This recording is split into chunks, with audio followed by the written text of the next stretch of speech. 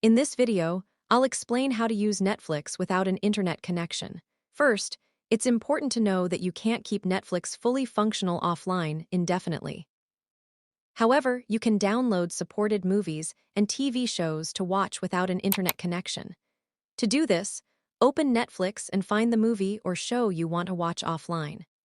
Next, tap on the title and look for the download button. Tap it to save the content to your device. Once the download is complete, tap My Netflix and then open the Downloads section to view all of your downloaded content. You can watch these downloads without an internet connection as long as they remain available on your device and haven't expired according to Netflix's download rules. And that's how you can use Netflix offline with downloaded movies and TV shows.